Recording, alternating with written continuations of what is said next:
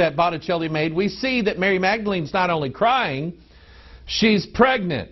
She is about ready to give birth to the offspring of Jesus Christ. Now, here again, we as Bible Christians know that this is not true. We know now what this exactly means. Remember, the secret, mingling themselves with the seed of men, the fusion of opposites together. You have Jesus and you have Mary Magdalene. You have the divine and you have the human. You have Genesis chapter 6, the sons of God mingling themselves with the daughters of men and producing an offspring.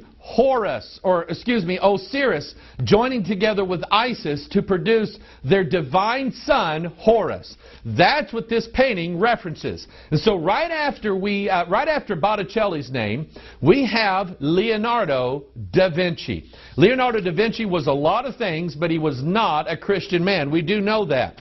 It was Da Vinci's name being on this list that was the inspiration for Dan Brown writing his Da Vinci Code, which, again, we say this thing's gone all over the world. So the amazing thing is that those things that were done and believed and portrayed in art and different things like that, you know, hundreds of years ago, they're still at work today, growing in popularity. It is bringing about in people's minds a new world order. In fact, one of the people who received this familiar spirit inspiration actually wrote about that and taught about that, and we'll see that a little bit later on. But you remember Da Vinci's painting of the Last Supper.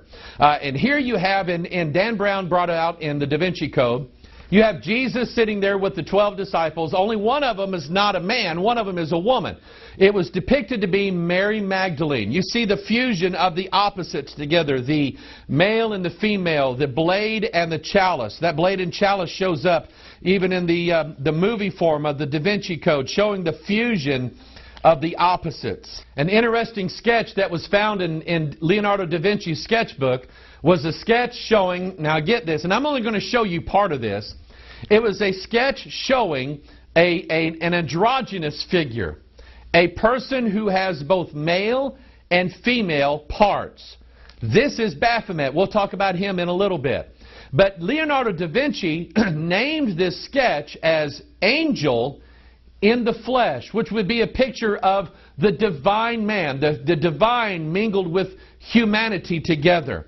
Da Vinci used this Angel in the Flesh sketch as an inspiration itself for his painting of John the Baptist. John the Baptist is like the patron saint of all the occult mystery schools in the world, including Freemasonry. And here you see John the Baptist making the as above, so below sign.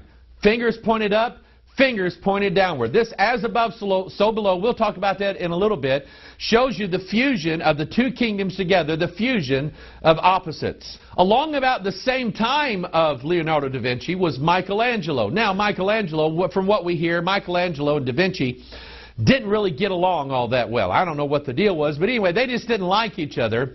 But there was something interesting that I found out concerning even Michelangelo and this secret that's being guarded by the Priory of Zion and the establishment of a new world order and the things that are fused together that are opposite.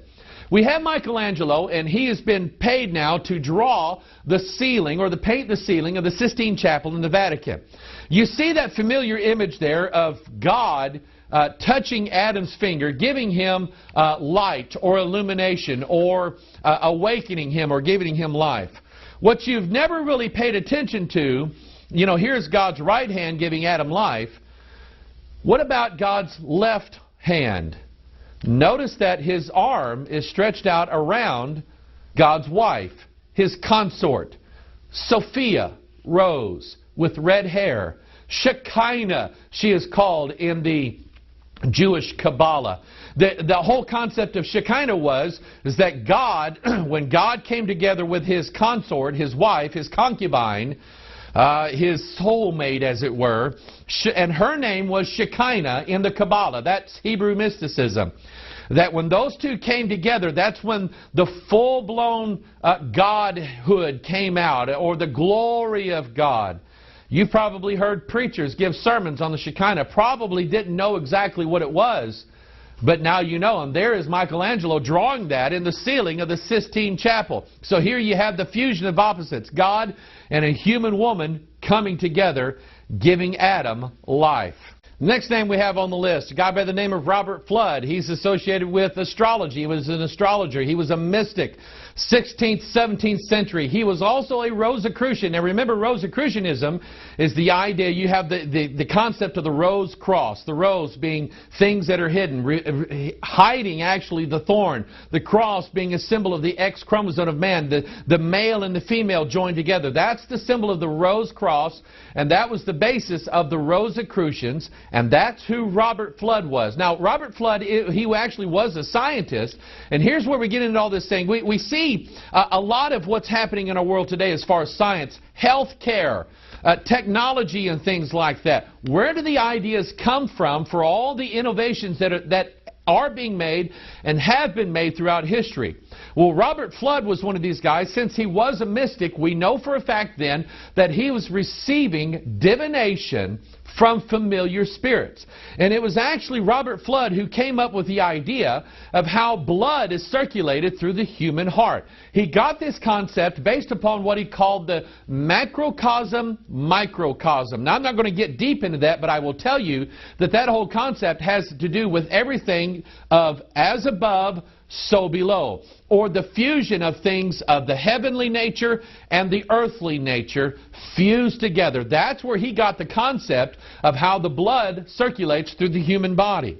And since we mentioned Rosicrucianism, now we get to another guy who is also on the list of the Grand Masters of the Priory of Zion by the name of Johann Valentin Andrea. This guy wrote a book. This was the sort of the basis for Rosicrucianism, called The Chemical Wedding of Christian Rosenkreutz. Now, this is one of those things that if you really don't know a lot about the occult and about secret societies and mystery religions, and you don't know their secrets and things like that, when you read this little book, The Chemical Wedding of Christian Rosenkreutz, or the Christian who is a rosy cross, you really don't get this. But I'll just sort of put it down in a nutshell. It's about a wedding. It's about the fusion of male and female together. It's about this grand concept of the sons of God mingling themselves with the daughters of men, Genesis chapter 6. This whole concept of this chemical wedding or alchemical wedding, the fusion of opposites, male and female, the sons of God coming in to mate with the daughters of men. This whole idea of this is the basis for what is seen in a lot of religions. It's what's known as the sacred marriage, or the hieros gamos, Dan Brown revealed in the Da Vinci Code. The sacred wedding, or the sacred coming together of male and female. If you remember in our last video, we talked about the Great Rite ritual performed by Wiccans. This is a form of hieros gamos, or the two opposites coming together and fusing together and producing an offspring. You see it in Eastern mysticism, the gods, male and female, coming together. You have the concept of sacred marriage even being pushed on the Christian world. Here's a book by Gary Thomas called Sacred Marriage. What if God designed marriage to make us holy? This concept of this sacred marriage, this hieros gamos, even moving into the church realm. When we look at a religion that is based solely upon the secret teachings of all ages, the mystery religions of all the world, we're looking at the Mormon church. Mormonism has this concept of sacred weddings. This idea that men and women come together in a temple ritual, and they have this holy underwear on, which happens to contain a blade and a chalice upon the breasts. This man and this woman joining themselves together in this temple ritual. And Mormonism teaches that when you do that, you then will become, here it is, you then will become gods one of these days. Mormon author LeGrand Richards says it will be seen that men can become gods only by observing the new and everlasting covenant of marriage. Kathy Burns quotes in her book Mormonism, Masonry, and Godhood a Mormon author by the name of Ora Pate Stewart. She says, there was a mother too, but she is included in the title God. He could never have achieved godhood, let alone eternal fatherhood, without a glorified helpmate. It is the hope of achieving this divine relationship that makes marriage such a holy contract. As God is, man may become, but he cannot become as God without a wife. That is why we marry for time and eternity. The Mormon Church teaches that men and women can become gods over their own planets as long as they marry inside the temple, Mormon temple, and they never get divorced, that brings them and exalts them into godhood. This is exactly what we saw in the book of Genesis, what we see in the book of Daniel. We're seeing it right now. And you would be surprised at who is a Mormon and has actually talked about on his TV show the fact that marriage is eternal. We see this concept of sacred marriage in the Roman Catholic sacrament of holy matrimony, where the priest joins this man and woman together, and that is actually one of the 7 sacraments that the church, in other words, a sacrament is something that makes you a god. A sacrament is something that gives you the divine nature, and they're saying that wedding or a marriage is what makes people part of the divine nature. This is based upon Genesis chapter 6. And it came to pass when men began to multiply on the face of the earth, and daughters were born unto them, that the sons of God saw the daughters of men, that they were fair, and they took them wives of all which they chose. Now, the last name I'm going to mention on this list of the Priory of Zion, and then we're going to move on to some other people, is a Frenchman by the name of Jean Cocteau. Now, Cocteau was one of these guys. I mean, he could do everything. He produced movies. He was an artist. He was an author. I mean, he did all kinds of things. But one of the things that he was most noted for, and he actually, his name is like the last on the list that's found in the Dossier Secret. We don't know who exactly has followed him in as the Grand Master of the Priory of Zion, if there is such a case. Or who is it, if there's one person in this world who is actually the guardian of the most famous secret in all the world, that secret that we've been talking about in these videos. But one of the interesting things about Jean Cocteau was that he was a film producer, and he produced a movie called, get this, Beauty and the Beast. You've probably heard of that story, but it's basically about how the love of the woman saves the beast. Now, you just think about who the beast is, and the beast becomes a man. So I want you to think about all this imagery here inside this movie. Jean Cocteau's movie was the basis for 33-degree Freemason Walt Disney and his company, who came out in the 90s with a new or an animated version of this called Beauty and the Beast. Notice the whole rose imagery here and the concept of the beast and the woman joining together. Very, very interesting. Now, let's go back in time. We dealt with the Priory of Zion. We've seen the influence that these people have had upon our modern world today to bring about a new world order. So let's go back to a name that we skipped over a while ago. He's not on the Priory of Zion list, but he was one of these guys that really, and although you may have never heard the name before, he's one of these guys that really has a massive influence in our world today, and I'll show you the trail. He was a man by the name of John Dee. John Dee was a mathematician, astronomer, astrologer, occultist, navigator, imperialist. He was the consultant to Queen Elizabeth I of England. He was also a student of alchemy, divination, and Hermeticism. Hermetic philosophy is the idea. It's based upon Hermes Trismegistus, or Hermes, the great Hermes, thrice great. That whole concept of Hermes is basically the revealing of the Antichrist. Hermes has this secret. He's sort of the divine man. He dies, and he's awaiting resurrection one of these days. So John Dee was a student of Hermetic philosophy. John Dee came into contact with who he referred to as angels. Now, of course, here again, we know that these angels are not really angels. And you need to remember something.